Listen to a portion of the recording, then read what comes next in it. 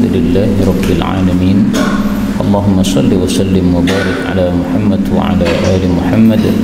Allahumma anfa'na bima 'allamtana wa 'allimna ma yanfa'una wa zidna ilma wa barik lana fi ilmina warzuqna al-ikhlasa fil qawli wal 'amali kamila wa 'ilman nafi'an la yunsa wa tawfiqan daima wa sihhatan wa yaqinan wa 'afiyah. Allahumma iftah lana kulla khair, Allahumma qfina bihalalika an haramik wa aghnina bifadlika amman siwaka, amin ya rabbal alamin. Alhamdulillah kaum muslimin rahimakumullah, kita lanjutkan pengajian kitab Mukhtasar Shaghir lil Jami' Shaghir, dan kita sudah sampai pada bagian terakhir dari kitab ini, yaitu 11 hadis yang terakhir dari kitab ini, mulai 301 sampai 311 insyaallah taala. Faqala al-muallif hafizahullah taala wa nafa'ana bihi wa bi'ulumihi fid dharain amin. Ruwiya an Rasulillah sallallahu alaihi wasallam qala, ya ayyuhan nas, wahai para manusia, ihfaduni, jagalah saya, fi Abi Bakrin, dalam Abu Bakar As-Siddiq radhiyallahu anhu. Fa innahu, karena sesungguhnya Abu Bakar As-Siddiq, lam yasukni, dia tidak pernah menyusahkan aku, tidak pernah menyedihkan aku, mundu sahibani, sejak dia bersahabat dengan diriku. Hadis diriwayatkan oleh Abdan Al-Maruzi dan Ibnu Qani dari Bahdas, dan hadis ini derajatnya dhaif.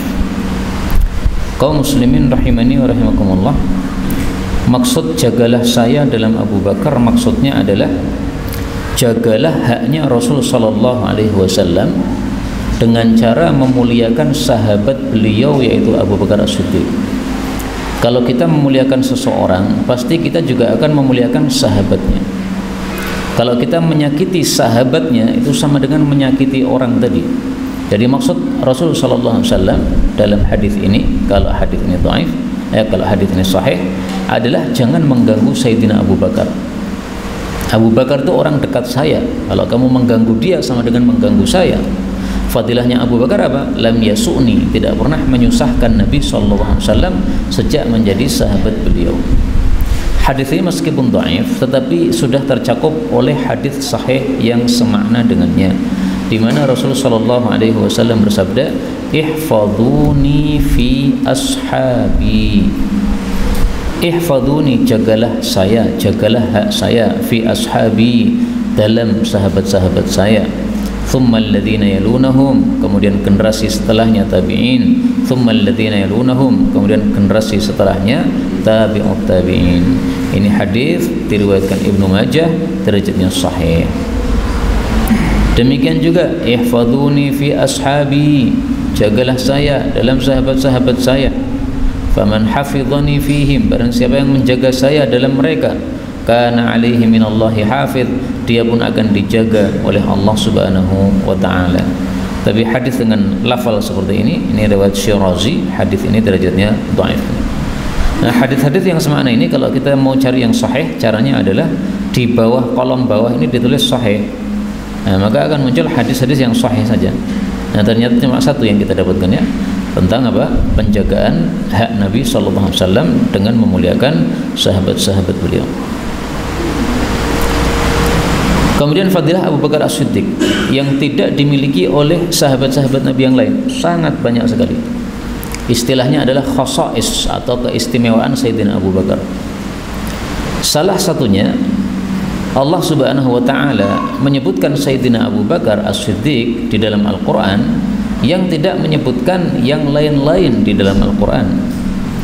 Yaitu Allah Subhanahu wa taala mengatakan, ilhuma fil ghari il yaqulu li sahibihi la tahzan innallaha ma'ana. Ingatlah ketika keduanya berada di gua, yaitu gua Thur. Ketika Nabi bilang kepada sahabatnya, jangan sedih, sesungguhnya Allah bersama kita. Adakah orang yang fadilahnya disebutkan oleh Al-Quran seperti ini dalam Al-Quran? Tidak ada. Ini hanya Abu Bakar As-Siddiq radhiyallahu anhu. Ketika Rasulullah hijrah ke Madinah, siapa yang menemani Abu Bakar? Yang menemani Rasulullah cuma Abu Bakar, tidak ada yang lain. Nah, ini fadilah-fadilah yang sangat banyak dimiliki oleh Sayyidina Abu Bakar As-Siddiq radhiyallahu anhu.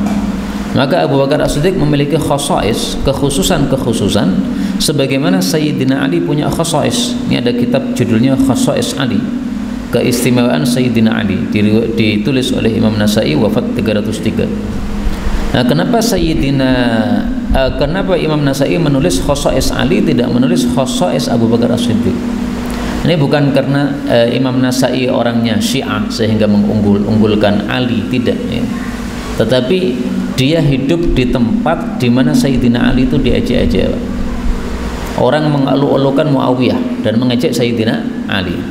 Nah, maka Imam Nasai menulis kitab di kampung tersebut, di Damaskus waktu itu, kitab yang menunjukkan fadilahnya Sayyidina Ali supaya orang paham ini orang mulia, tidak boleh diejek-ejek. Sampai waktu itu mengejek Sayyidina Ali dilakukan di atas mimbar-mimbar Jumat. Khatib Jumat naik mimbar kemudian ceramah mengejek-ejek siapa? Sayyidina Ali. Nah, ini rahasianya kenapa dia nulis Khasais Ali. Jadi salah kalau orang mengatakan Imam Nasai ini orangnya Syiah, buktinya menulis Khasais Ali, tidak. Seandainya waktu itu yang diejek-ejek adalah Abu Bakar As-Siddiq, dia akan tulis Khasais Abi Bakar As-Siddiq, karena Abu Bakar juga punya khasais. Maka ini menyisakan untuk kita kesempatan ya menulis kitab dengan judul Khasais Abi Bakar, keistimewaan Sayyidina Abu Bakar radhiyallahu anhu. 302. Qala Rasulullah sallallahu alaihi wasallam, yuhsyaru, akan dikumpulkan annasu, manusia, yaitu di padang mahsyar, yaumal qiyamah, besok pada hari kiamat, ala ardin, di atas tanah, bayda'a, yang putih, afra'a, yang kemerah-merahan. Jadi afra ini putih tapi ada sedikit merahnya. Kakursati, seperti bundaran, an-naqi, roti putih. An-naqi itu roti putih yang mahal karena dibuat dari tepung putih yang istimewa, namanya tepung huwara. Seperti hawariyin disebut hawari karena apa? Bajunya putih-putih. Ini tepungnya tepung huwara. Laisa fiha, tidak ada pada tanah tersebut, ma'lamun, tanda, li ahadin, untuk seorang pun. Tidak ada bangunan, tidak ada masjid, tidak ada apapun ya. Itu maksud dari tanda ini. Kalau bumi ini kan banyak tandanya, Pak. Ini masjid, ini tanda, kemudian rumah itu tanda milik seseorang. Nah, itu padang mahsyar itu adalah kosong, tidak ada bangunan sama sekali, karena itu untuk mengumpulkan seluruh manusia yang diciptakan oleh Allah Subhanahu wa taala. Dari sini kita ketahui bahwasanya tanah padang mahsyar itu adalah bayda afra, putih tapi sedikit kemerah-merahan. Jadi ini bedanya tanah surga dengan tanah mahsyar. Kalau tanah mahsyar putih kemerah-merahan, kalau tanah surga putih saja, tidak ada tambahan afra'nya. Mari kita lihat sabda Nabi SAW tentang tanah surga.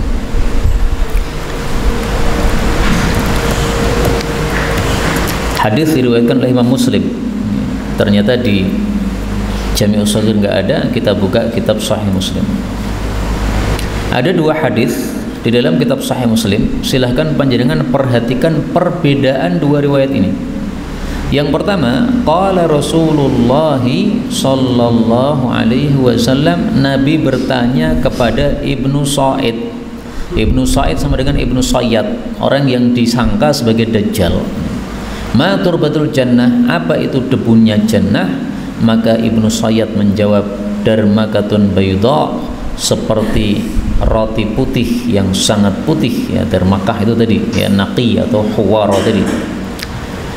Miskun, yang dia itu berwanginya seperti minyak wangi misik, ya Abul Qasim, wahai Nabi Muhammad. Qala, beliau mengatakan, shadaqta, benar kamu ya. Ini hadis nomor 2928.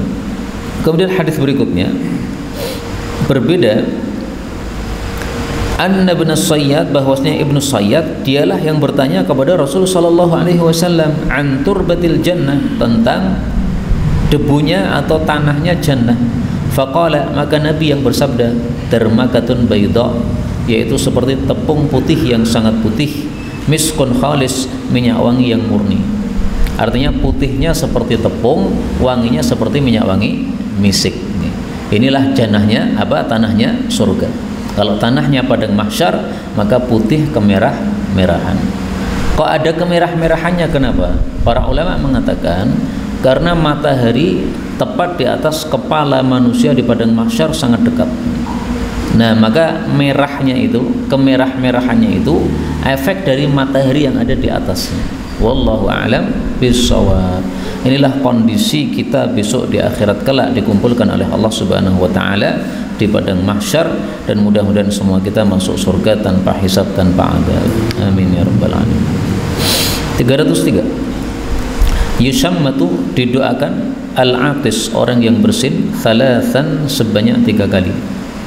Fama zada, maka apa yang lebih dari itu, yaitu 4 kali, fahuwa, maka orang tersebut mazkumun, sedang sakit flu. Hadis riwayat Ibnu Majah, derajatnya sahih. Hadis ini menunjukkan 2 hal. Yang pertama, orang bersin didoakan maksimalnya sampai 3 kali. Bersin sekali dia mengucapkan alhamdulillah, doakan. Bersin lagi alhamdulillah, doakan. Bersin lagi alhamdulillah, doakan. Kemudian yang kedua, hadis ini menunjukkan kalau orang bersin lebih dari 3 kali, maka tidak pantas untuk didoakan yarhamukallah lagi. Tapi didoakan apa? Mazkum, dia sedang sakit, maka doakanlah yang cocok untuk orang sakit. Itulah maksud fahuwa mazkum, dia sedang sakit. Maksudnya apa? Doakan kesembuhan. Maka kalau dia bersin 1, 2, 3, kita masih mendoakan yarhamukallah, yarhamukallah, yarhamukallah. Bersin yang keempat, kita mendoakan apa?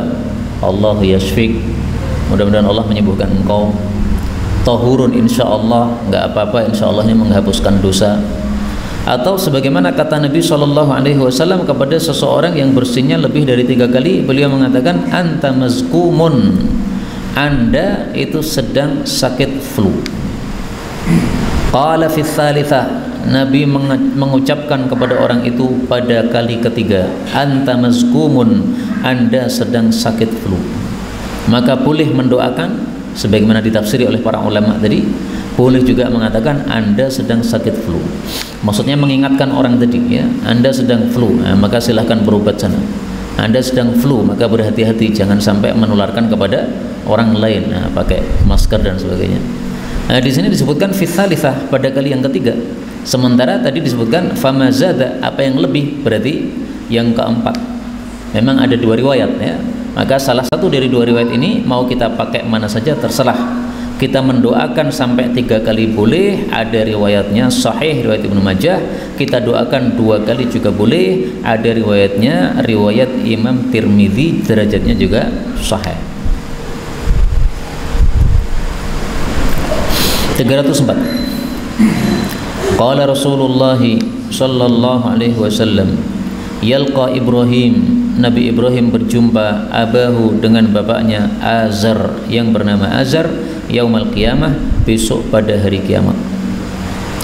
Azar ini adalah nama bapaknya Ibrahim alaihi salatu wassalam, sebagaimana disebutkan di dalam Al-Quran. Nanti silahkan dilihat pada surat Al-An'am ayat 74, wa il qala Ibrahimu li abihi Azar. Ingatlah ketika Ibrahim berkata kepada bapaknya, yaitu Azar. Tapi saya jujur ada khilaf di antara para ulama, apakah Azar ini nama bapaknya, ataukah nama pamannya, ataukah nama berhala yang disembah oleh bapaknya. Ada apa? Perselisihan pendapat di antara para ulama. Tapi yang lebih zahir adalah pendapat pertama, abahu Azar, bapaknya yaitu Azar. Kemudian wa ala wajhi Azar, dan pada wajahnya Azar qatarotun, ada kekotoran. Yang dimaksud qatarotun, kekotoran ini bukan kekotoran yang tampak, yang zahir seperti debu dan sebagainya, tapi adalah wajah yang susah sehingga terlihat seperti orang yang wajahnya kotor, padahal sebenarnya tidak kotor, tapi karena susahnya maka terlihat seperti wajah yang kotor. Maka terjemahnya apa? Qatarotun itu wajahnya kotor berdebu. Kotor di sini maksudnya apa? Masam, ya. Wajahnya bermuka masam, wajahnya masam. Kemudian wa ghabaratun, dan debu. Maka qatarah dengan ghabarah bedanya apa? Kalau qatarah ini sesuatu yang abstrak, yang tidak tampak. Orang susah itu kan tidak ada sesuatu yang nempel di wajahnya kan, tapi kelihatan murungnya kelihatan. Tapi kalau ghabarah ini adalah sesuatu yang tampak. Jadi ada debu yang nempel di wajahnya. Jadi kotor plus apa? Plus susah. Fayaqulu lahu Ibrahim, maka berkata kepada beliau Nabi Ibrahim, alam aqul lak, bukankah saya sudah katakan kepada engkau, la ta'sini, janganlah engkau durhaka kepadaku Bapak. Maksudnya jangan menyelisih perintahku. Fayaqulu abuhu, maka berkata bapaknya, fal yauma, maka hari ini la a'sika, saya tidak akan durhaka lagi pada kamu. Fayaqulu Ibrahim, maka Ibrahim berkata kepada Allah, ya Rabbi, wahai Rabbku, innaka, sesungguhnya engkau, wa'adtani, engkau telah janjikan saya, annaka, bahwasanya engkau, la tukhzini, engkau tidak akan merendahkan saya, menghinakan saya, yauma yab'atsun, ini salah ya, yauma yub'atsun, yaknya di dhammah. Yauma, pada hari, yub'atsun, mereka akan dibangkitkan, yaitu dibangkitkan dari kubur. Wa ayyu khizyin, dan kehinaan apakah, akhza, yang lebih hina, min abi, dari bapakku, al-ab'ad, yang binasa. Kata-kata ba'id ya, itu bisa diartikan binasa, bisa diartikan jauh dari rahmat Allah Subhanahu wa ta'ala. Tetapi dua terjemah itu saling melazimi. Orang yang jauh dari rahmat Allah binasa, binasa karena jauh dari rahmat Allah Subhanahu wa ta'ala. Dan sering disebutkan dalam Al-Quran. Surat Hud, nanti panjenengan lihat pada ayat 44, 60, 68, 95 diulang-ulang. Wa qila bu'dal lil qaumidz zalimin, wa qila ala bu'dal li'adin qaumidz. Bu'dan ini artinya bisa diartikan jauh dari rahmat Allah, bisa diartikan binasa. Demikian juga di sini, abil ab'ad, bapak saya yang binasa, yaitu karena dia kafir akhirnya nanti ditetapkan oleh Allah masuk neraka. Ini tafsiran yang paling gampang untuk kata-kata abil ab'ad, bapakku yang binasa, itu bapakku ini yang saya bawa ini. Jadi maksudnya Nabi Ibrahim begini, ya Allah, kalau engkau masukkan saya ke surga, tapi bapak saya tidak masuk surga, tapi masuk neraka, ini hina bagi saya. Orang-orang akan mengatakan, tuh Nabi Ibrahim masuk surga, bapaknya dihinakan di neraka. Ini kehinaan untuk bapak saya sama dengan kehinaan untuk saya. Padahal engkau menjanjikan saya tidak akan engkau hinakan besok di akhirat. Maka maksudnya Nabi Ibrahim, tolong bapak saya pun juga diselamatkan. Tafsiran yang kedua, abi, bapaknya, al-ab'adi, orang yang binasa ini, maksudnya saya ini orang binasa. Abil ab'ad, bapaknya orang yang binasa, yaitu saya binasa. Kenapa saya binasa? Karena bapak saya tidak selamat bersama saya. Fayaqulullahu, maka Allah mengatakan, inni, sesungguhnya aku, haramtul jannah, sudah kuharamkan surga, alal kafirin, kepada orang-orang kafir. Sebagaimana disebutkan dalam Al-Quran pada surat apa? Al-A'raf, innallaha harramahuma alal kafirin. Nanti lihat pada surat Al-A'raf ayat 50. Sesungguhnya Allah telah mengharamkan keduanya, yaitu makanan dan minuman surga bagi orang-orang kafir. Fayuqalu, lalu dikatakan, ya Ibrahim, wahai Ibrahim, ungdur, lihatlah, ma baina rijlaik, apa yang ada di antara kedua kakimu. Ini hadisnya diringkas, Pak. Pada hadis yang lebih lengkap disebutkan, kemudian bapaknya Nabi Ibrahim ini lenyap, tidak ada di hadapan Nabi Ibrahim alaihi salatu wassalam. Maka Allah bertanya kepada Nabi Ibrahim, aina abuka, di mana bapakmu yang tadi kamu bawa ke sini tadi? Maka Nabi Ibrahim mengatakan, akhadtahu, engkau yang sudah mengambilnya ya Allah, sehingga hilang, nggak ada sekarang. Nah, maka kemudian Allah mengatakan, silahkan lihat ke bawah kakimu, ungdur ma baina rijlaik, lihatlah apa yang di antara kedua kakimu, yaitu di bawah kakinya Nabi Ibrahim alaihissalatu wassalam. Tiba-tiba ada sesuatu. Fayangdur, maka dia melihat, faida huwa, ternyata dia itu melihat, bidhikhin, hiena. Hiena itu nulisnya gini,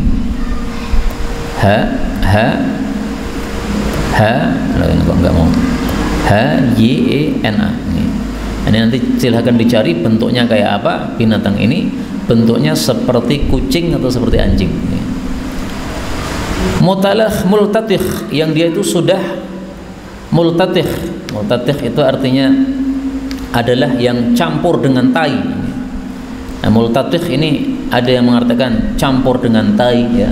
Ada yang mengartikan campur dengan darah, ada yang mengartikan campur dengan kotoran yang lain.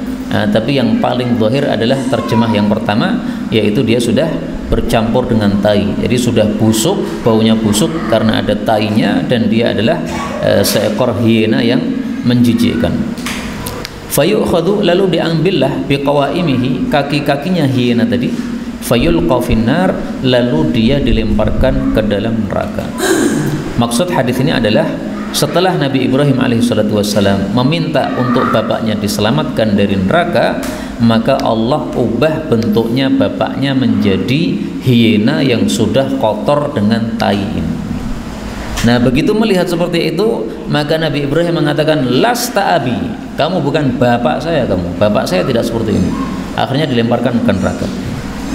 Nah, sekarang hikmahnya apa? Kenapa bapaknya Nabi Ibrahim diubah menjadi dzikhin multatih, menjadi hiena yang penuh dengan tai atau tinja?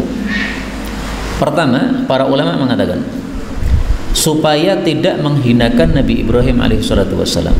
Karena kalau wujud bapaknya yang di dunia itu terlihat di neraka, maka ini bisa menghinakan terhadap Nabi Ibrahim alaihissalam. Orang bisa mengatakan tuh bapaknya Nabi Ibrahim, ya, berada di neraka, sementara Nabi Ibrahim enak-enak di surga. Tapi kalau bapaknya sudah dalam bentuk yang lain, tidak akan ada kehinaan tersebut. Yang kedua, diserupakan dengan hiena ini karena orang Arab menganggap binatang hiena ini adalah simbol kebodohan, seperti keledai. Jadi ada dua binatang simbol kebodohan bagi orang-orang Arab. Satu keledai, yang kedua hiena. Nah, bapaknya ini bodoh sekali. Dia punya anak seorang nabi, tapi tidak mau ngikuti dia. Kan bodoh banget, Pak. Mestinya kalau ada bapak anaknya nabi, kan mestinya senangnya bukan main. Masya Allah, anak saya seorang nabi, tinggal ngikuti selesai. Maka nabinya masuk surga tinggi, bapaknya akan ikut masuk surga yang tinggi. Ini bodoh sekali, sehingga diserupakan dengan dzikh atau hiena tersebut. Wallahu a'lam bishawab. 305. Qala Rasulullah sallallahu alaihi wasallam, yumnu, keberkahan al-khayli, kuda-kuda, adalah fi syukriha, pada bulu merahnya. Maksud hadis ini adalah kuda yang berkah, yang bagus untuk digunakan perang, yang lincah, itu kalau warna kulitnya, warna bulunya itu merah. Maka silakan kalau mau beli kuda, dipilih yang bulunya apa? Merah. Kan ada yang bulunya putih, ada yang bulunya hitam. Nah, ini tingkatan-tingkatan kuda seperti ini sudah terbukti oleh Rasulullah SAW. Biasanya yang lincah itu adalah yang syukr, yaitu apa? Yang bulunya kemerah-merahan. Kalau kita baca hadis-hadis tentang kuda, sangat banyak sekali ciri-ciri kuda yang lincah yang disebutkan oleh Rasulullah sallallahu alaihi wasallam. Saya tampilkan contoh hadis yang sahih.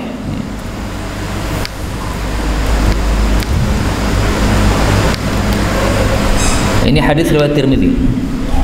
Khairul khail, kuda yang terbagus adalah al-adhamul aqrahul artham al-muhajjal al-thalath mutlaqul yamin. Fa illam yakun adham faqumaitun ala hadhihi syiyah. Apa maknanya? Khairul khail, sebaik-baik kuda itu adalah al-adham, ay al-aswad, yaitu yang bulunya hitam. Kemudian al-aqrah, yang dia itu qarah. Qarah itu adalah madunal ghurrah, yang dia itu di bawah ghurrah. Al-qarih alladhi fi sanatil khamisah, yang pada usia 5 tahun. Al-artham, al-artham itu adalah bayadun fi jahafalatil farasil ulya, ada warna putih pada bagian bibirnya yang atas.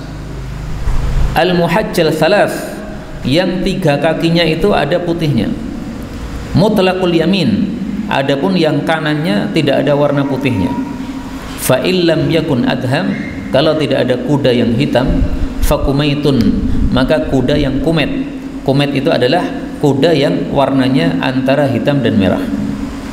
Nah, maka di sini Rasulullah Shallallahu Alaihi Wasallam menyebutkan berkahnya kuda adalah pada warna syukr, yaitu warna merah. Sementara dalam hadis yang lain Rasulullah Shallallahu Alaihi Wasallam menyebutkan ciri-ciri yang lebih rinci seperti ini. Ini tidak bertentangan, ya.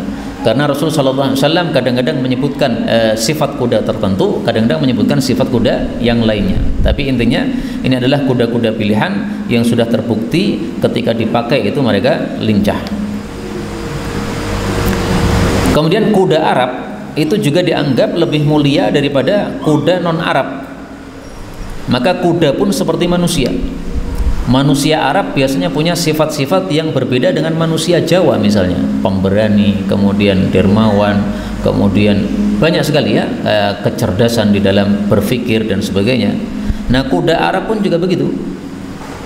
Rasulullah Shallallahu Alaihi Wasallam bicara tentang farasin Arabi, kuda Arab. Innahu laisa min farasin Arabi, tidak ada seekor kuda Arab kecuali diizinkan baginya pada setiap waktu fajar dia berdoa dengan 2 doa. Ya Allah, sebagaimana Engkau telah memberikan saya kepada orang yang Engkau berikan dari kalangan manusia, maka jadikanlah saya termasuk keluarganya yang paling dia cintai dan hartanya yang paling dia cintai. Hadis riwayat Ahmad, derajatnya sahih. Ini kuda Arab yang berdoa gini, Pak. Nah, kalau kuda Jawa belum ada jaminan apakah dia berdoa seperti ini ataukah tidak, karena ini perkara yang gaib. Kita nggak boleh mengatakan ini semua kuda berdoa begini, karena Rasulullah hanya mengatakan farasin Arabi, ya, kuda yang Arab saja. 306. Yang zilu Isa, akan turun Nabi Isa ibnu Maryam, indal manaratil bayda, di dekat menara putih syarqiyah Dimashq, di timurnya Damaskus. Hadis riwayat Tabarani, derajatnya sahih. Hadis ini bicara tentang kondisi akhir zaman, di mana Nabi Isa alaihissalatu wassalam akan diturunkan oleh Allah dari langit untuk membunuh Dajjal. Jadi Al-Masih membunuh Al-Masih, Isa Al-Masih membunuh Ad-Dajjal Al-Masih, sama-sama Al-Masih, ya. Bedanya kalau Al-Masih untuk Nabi Isa alaihissalatu wassalam itu maksudnya adalah masaha al-maridho, menyentuh orang sakit jadi sembuh. Tapi kalau Al-Masih Dajjal itu adalah Al-Mamsuhul Ain, yang salah satu matanya itu terhapus, menjadi buta satu matanya. Ada yang mengatakan Masih Dajjal pakai kha, Masih. Tapi kalau Nabi Isa pakai ha, Masih. Kalau pakai kha artinya apa? Al-Masih, orang yang sudah diubah bentuknya oleh Allah Subhanahu wa taala. Manusia jadi keledai, manusia jadi babi, manusia jadi kera, itu Al-Masih. Tapi yang benar adalah sama-sama Al-Masih pakai hak, baik itu Nabi Isa maupun Dajjal. Yang dimaksud yang zilu turun ini adalah turun dari langit. Waktu itu Nabi Isa ditemani oleh 2 orang malaikat, sebagaimana disebutkan dalam hadis yang sahih riwayat Imam Muslim. Indal manaratil bayda, turunnya pada menara putih. Ini adalah riwayat atau pendapat yang paling masyhur tentang turunnya Nabi Isa alaihissalatu wassalam. Karena ada pendapat yang lain, tapi yang paling masyhur turunnya di sana, di Menara Putih. Dan kata guru kami, Menara Putih ini saat ini sudah ada di Damaskus. Jadi Rasulullah ketika menyabdakan ini, Menara Putih ternyata betul-betul sudah ada. Nah, apakah sudah ada di masa Nabi ataukah ada di masa berikutnya? Wallahu a'lam. Kalau di masa Nabi belum ada, ini berarti mukjizat, ya. Beliau mengatakan Menara Putih, ternyata nantinya di kemudian hari ada orang membangun Menara Putih. Maka istilah Menara Putih ini sekarang sudah masyhur di kalangan orang-orang Damaskus. Saat ini sudah ada. Bagi yang ingin melihat menaranya bentuknya kayak apa, silahkan cari di Google, insya Allah ada gambarnya, ada fotonya. Syarqiyah Dimashq, di timurnya Damaskus. Hadis-hadis tentang akhir zaman sudah saya tulis alhamdulillah dengan judul ahadits, Asyratus sa'ah al-kubra, tanda-tanda kiamat yang besar. Arba'una hadisan, isinya 40 hadis. Fil asyratil kubra, tentang tanda-tanda kiamat yang besar. Apa saja tanda kiamat yang besar? Ada 10 tanda. Kemudian ada urutannya dari Nabi SAW, tetapi tidak secara total. Antara lain ada orang akan mendatangi kuburan, pengen mati menjadi orang yang ada di kuburan tersebut. Nah, sekarang belum ada, Pak. Kemudian manusia tingkahnya sudah seperti keledai, yaitu mohon maaf, hubungan intim laki perempuan di pinggir jalan, nggak peduli manusia lagi, nggak ada rasa malu lagi. Itu nanti di akhir zaman. Kemudian terjadi 3 pembenaman bumi yang sangat dahsyat. Kemudian umat Islam menjadi 3 kelompok, ada di Yaman, ada di Syam, ada di Irak, sebagaimana kemarin sudah kita baca hadisnya. Akan muncul Jahjah, kemudian sungai Efrat ini akan tersingkap gunung emas padanya. Kemudian akan muncul binatang yang bisa bicara kepada manusia pada waktu duha. Kemudian akan turun Dajjal, akan keluar Dajjal. Kemudian akan ada dukhon atau asap yang sangat tebal, yang sangat jelas.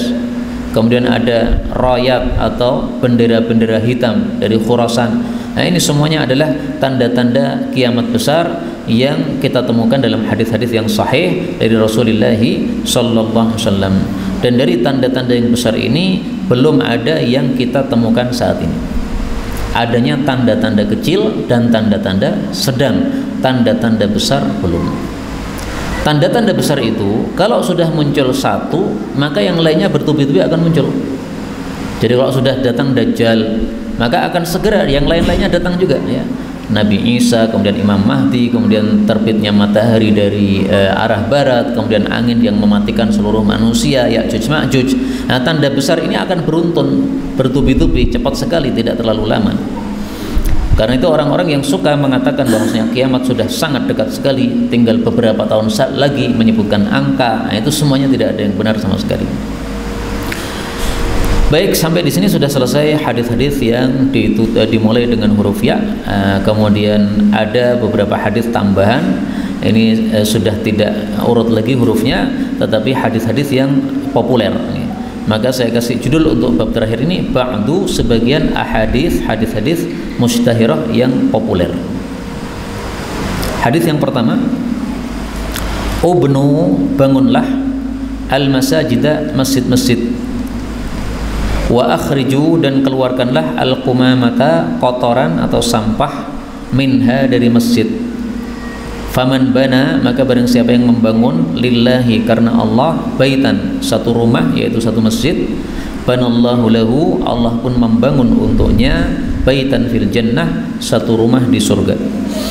Wa ikhrajul qumamah, dan mengeluarkan kotoran atau sampah, minha, dari masjid, muhurul huril ain, menjadi mahar-mahar untuk mendapatkan bidadari surga hurun ain. Hadis riwayat Tabarani, disahihkan oleh Imam Ad-Diya di dalam kitab Al-Mukhtarah dari Abu Qarsafah. Tapi hadis ini didhaifkan oleh Asy-Syaikh Al-Albani rahimahullahu taala. Jadi ringkasnya, hadis ini diperselisihkan derajatnya, ada yang mensahihkan, ada yang mendhaifkan. Panjenengan ngikuti yang mensahihkan boleh, karena kita bukan ulama, maka ngikuti salah satu ulama bisa, ya. Saya cocok dengan Imam Dia yang mensahihkan hadis ini, nggak apa-apa. Namanya bukan ulama, ngikuti apa? Ulama. Ngikuti yang mendhaifkan juga silahkan. Maka hadis ini menyuruh kita untuk membangun masjid, ubnul masajid, seperti masjid yang kita pakai sekarang ini, Masjid Al-Hikmah. Nah, ini telah dibangun oleh para jamaah yang ada di sini. Yang pertama ada yang mewakafkan mungkin, kemudian ada yang membangun bersama-sama. Ini semuanya dapat pahala, baik yang mewakafkan maupun yang ikut serta dalam membangunnya. Tentu saja semakin besar andilnya, semakin besar pahalanya di hadapan Allah Subhanahu wa taala. Dan saya berdoa kepada Allah, mudah-mudahan saya juga panjenengan semuanya bisa diberi kesempatan untuk membangun masjid. Amin ya rabbal alamin. Kalau tidak bisa membangun masjid bagaimana? Maka akhrijul qumamah minha, sapulah masjid. Ini yang menyebabkan saya senang nyapu masjid, Pak. Sejak santri dulu suka nyapu masjid. Jadi kebiasaannya kalau anak-anak MI sudah pada pulang, karena waktu itu masjidnya digunakan untuk anak-anak MI. Maka ambil sapu kemudian nyapu masjid. Kemudian nanti malam hari, karena sore hari juga sudah dipakai, nyapu lagi. Senang sekali waktu itu saya ketika jadi santri untuk nyapu masjid, gara-gara hadis ini, akhrijul qumamah minha, mengeluarkan sampah dari masjid menyebabkan menjadi mahar untuk mendapatkan hurun ain, bidadari surga. Jadi mudah untuk dapat istri di surga, nyapu masjid, gampang lagi. Ada kotoran di masjid, dikeluarkan, jangan dilewatkan, jangan dibiarkan. Kalau ada kotoran kecil di masjid ya, kalau bisa diambil, masukkan di kantong. Nanti kalau sudah selesai sholat, dari kantong kita keluarkan, supaya masjid kita bersih terus. Karena kalau setiap ada kotoran kecil kita ambil, insya Allah kotorannya nggak akan ada. Maka marilah kita semangat untuk menyapu masjid.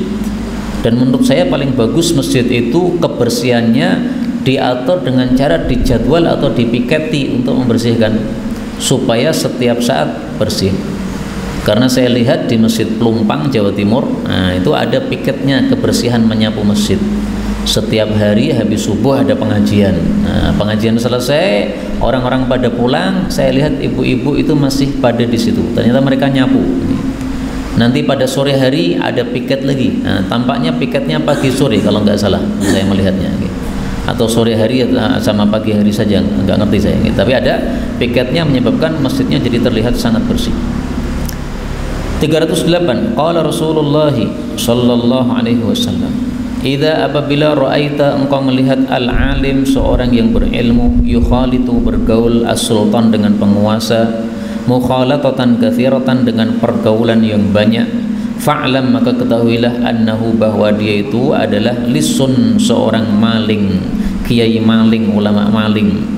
Hadis riwayat Al-Firdaus, riwayat Dailami dalam kitab Firdaus, dan hadis ini kata Imam Munawi sanadnya bagus, berarti hadis ini sahih. Tetapi kata Syekh Albani hadis ini derajatnya dhaif. Maka hadis ini pun juga diperselisihkan derajatnya oleh para ulama rahimahumullahu taala.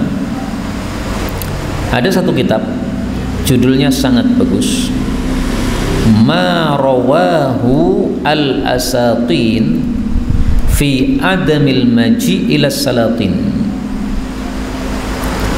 Marawahul Asatin, riwayat-riwayat yang dibawakan oleh para ulama besar, fi Adamil Maji ila Salatin, tentang tidak bolehnya datang kepada penguasa-penguasa.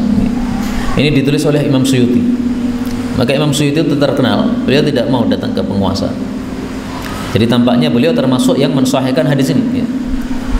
Seorang alim kok datang-datang ke penguasa, sering-sering datang ke penguasa, berkunjung ke penguasa. Ini cari duitnya penguasa itu. Makanya dikatakan sebagai maling tadi, karena mengharapkan sesuatu dunia dari penguasa tersebut. Beda kalau dia itu datang hanya kadang-kadang untuk menasihati. Beda lagi. Banyak para ulama yang kadang-kadang datang kepada penguasa dalam rangka untuk menasihati, tidak sering. Tapi kalau sering menunjukkan apa? Keakraban. Nah, keakraban dalam rangka apa ini? Keakraban kepada penguasa. Rata-rata penguasa tidak baik, berarti keakrabannya bukan untuk memperbaiki, tapi keakrabannya semata-mata untuk mencari dunianya. Meskipun tentu saja tetap ada pengecualian. Ada penguasa yang baik, kemudian ada ulama yang dekat dengan dia, berarti sama-sama baik. Contohnya misalnya, nanti silahkan dicari biografi Roja Ibnu Haywah. Ini seorang ulama yang dekat dengan penguasa, tapi dia baik, penguasanya juga baik. Penguasanya kalau tidak salah namanya Sulaiman bin Abdul Malik, seorang penguasa yang adil. Kemudian Raja bin Haywah ini diangkat sebagai penasehatnya. Maka ketika Sulaiman ini hampir mati, dia bilang kepada Raja bin Haywah, wahai Raja, saya hampir mati, apa wasiat kamu? Apa yang kamu nasihatkan kepada saya? Maka Raja mengatakan, wahai Amirul Mukminin, Anda akan datang kepada Allah, karena orang mati akan berjumpa dengan Allah. Jangan sampai engkau datang kepada Allah dengan sesuatu yang menyebabkan Allah murka. Maksudnya, jangan mengangkat anakmu sebagai khalifah, karena anak-anakmu nggak ada yang becus untuk menjadi khalifah. Orang-orang yang tidak soleh mereka. Maka kata Sulaiman bin Abdul Malik, siapa yang saya angkat? Raja' bin Haywah mengatakan, angkatlah Umar bin Abdul Aziz. Nah, jadi Umar bin Abdul Aziz menjadi khalifah itu gara-gara Raja' bin Haywah dekat dengan siapa? Dengan Sulaiman bin Abdul Malik. Maka ini salah satu contoh ulama dekat dengan penguasa, sering masuk ke penguasa, tapi tidak termasuk yang lisun, yang maling, karena dianya baik dan penguasanya juga baik, sehingga hubungannya baik, bukan untuk mencari dunia. 309, utlubu, carilah al-ilmu, ilmu maksudnya ilmu agama, walau meskipun bisin, di negara Cina. Fa inna talabal ilmi, karena mencari ilmu agama, faridatun, wajib, ala kulli muslimin, atas setiap orang muslim. Ini hadis kata Imam Zahabi di dalam kitab Talkhisul Wahiyat, diriwayatkan dari beberapa jalur yang lemah, wa ba'duha salih, dan sebagian jalurnya ada yang soleh, ada yang baik, alias hadis ini derajatnya hasan. Tapi diperselisihkan oleh para ulama. Ada yang mengatakan hadis ini dhaif. Hadis yang mengatakan carilah ilmu meskipun sampai ke negeri Cina. Kenapa disebutkan Cina? Jangan salah paham, bukan berarti Cina itu orang-orang cerdas, bukan. Tapi maksudnya waktu itu orang Arab menganggap negara paling jauh itu apa? Cina. Maka Nabi mengatakan carilah ilmu meskipun sampai Cina. Maksudnya meskipun sangat jauh sekali. Kalau tidak ada guru di kampung kamu, kamu pergi dari kampung kamu, pergi ke tempat yang lain. Kalau di kampung yang lain tidak ada lagi, pergi jauh terus sampai menemukan, meskipun sampai ke Cina, carilah ilmu. Ini untuk menunjukkan bahwa mencari ilmu agama betul-betul faridah atau wajib hukumnya. Tapi faridahnya di sini ada dua macam. Ada faridatu ainin, fardu ain, ada faridatu kifayah, fardu kifayah. Ilmu fardu ain apabila wajib bagi seseorang untuk mempelajari ilmu yang dia wajib mengamalkan sesuatu tersebut. Orang masuk Islam mau salat, nah, wajib pelajari ilmu salat. Panjenengan kayanya bertambah, akhirnya hartanya mencapai nisab, wajib pelajari ilmu zakat. Panjenengan ingin berangkat haji, wajib pelajari ilmu haji. Mau berangkat umrah, wajib pelajari ilmu umrah. Mau poligami, wajib pelajari ilmu poligami. Jangan langsung diamalkan. Nah, adapun yang lainnya fardu kifayah. Mempelajari ilmu tentang mawaris, gimana itu? Nah, fardu kifayah. Sudah ada yang mempelajari di pesantren, nah, yang di kampung-kampung tidak mempelajari, nggak apa-apa. Kalau semua umat Islam tidak mempelajari, dosa semua. 310, tis'atu 9 a'syari 1/10, maksudnya adalah 90%. Jadi kata-kata tis'atu a'syar kalau digabung terjemahnya apa? 90% ar-rizki, rezeki, fit tijarah, di dalam bisnis, wal usyru, adapun 1/10-nya fil mawashi, pada ternak-ternak. Hadis ini derajatnya dhaif karena hadis ini mursal, dan hadis mursal termasuk hadis yang dhaif. Tapi bisa jadi sesuai dengan fakta bahwasanya orang kalau membutuhkan rezeki yang paling mudah adalah dengan cara berbisnis. Silahkan berbisnis, tidak ada masalah, tidak ada larangan sama sekali. Bahkan ada satu buku yang sangat bagus, Al-Hathu 'ala Tijarati, hasungan untuk berbisnis. Ini ditulis oleh salah satu ulama madhab Hambali, namanya Abu Bakar Ibn Al-Khallal. Al-Hathu 'ala Tijarah wa Sina'ah, hasungan untuk berbisnis dan sina'ah, ya, berkarya. Nah, maka yang malas kerja baca buku ini supaya tidak malas kerja. Hadis terakhir, qala Rasulullah sallallahu alaihi wasallam, man, barang siapa yang kadzaba alayya, berdusta atas nama saya, muta'ammidan, dengan sengaja, falyatabawa, maka hendaklah dia mempersiapkan maq'adahu, tempat tinggalnya, minan nari, dari api neraka. Hadis ini menunjukkan dosa besar orang yang memalsukan hadis atas nama Nabi Muhammad sallallahu alaihi wasallam, karena diancam dengan api neraka. Dosa besar diancam dengan salah satu dari 4, laknat Allah, murka Allah, neraka, atau hukuman had di dunia. Ini termasuk dosa besar. Kenapa dusta atas nama Nabi termasuk dosa besar? Karena Nabi itu bersabda berdasarkan wahyu. Kalau kita mengatasnamakan sabda Nabi, padahal bukan sabda Nabi, seolah-olah kita mengatakan atas nama Allah Subhanahu wa taala, maka menjadi dosa besar. Kalau kita dusta atas nama orang lain selain Nabi Muhammad, itu juga dosa, tetapi lebih kecil, karena ucapan manusia bukan dari Allah Subhanahu wa taala, tapi ucapan Nabi Muhammad sallallahu alaihi wasallam dari wahyunya Allah Subhanahu wa taala. Ini hadis yang terakhir saya tampilkan di sini.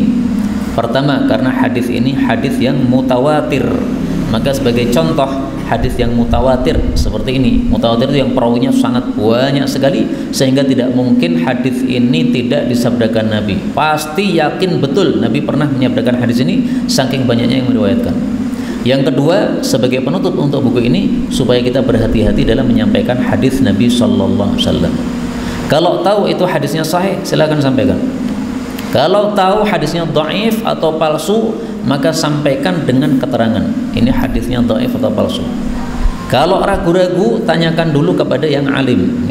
Ini saya mau kultum 10 menit habis sholat, tetapi hadisnya ini saya nggak jelas apakah sahih ataukah tidak. Tanyakan dulu kepada yang paham. Dicari dalam maktabah syamilah, kalau bisa membuka maktabah syamilah. Kalau tidak bisa, tanya kepada ustadz atau kepada siapa yang paham. Inilah yang dapat kita pelajari kaum muslimin rahimani wa rahimakumullah, dan alhamdulillah sudah selesai buku ini kita pelajari sekitar 8 bulan mungkin dari awal sampai akhir. Mudah-mudahan Allah Subhanahu wa taala memberkahi kita dalam mempelajari hadis-hadis Rasul sallallahu alaihi wasallam, dan insyaallah kita lanjutkan dengan kitab-kitab yang lainnya setelah ini insyaallah taala. Walhamdulillahirabbil alamin.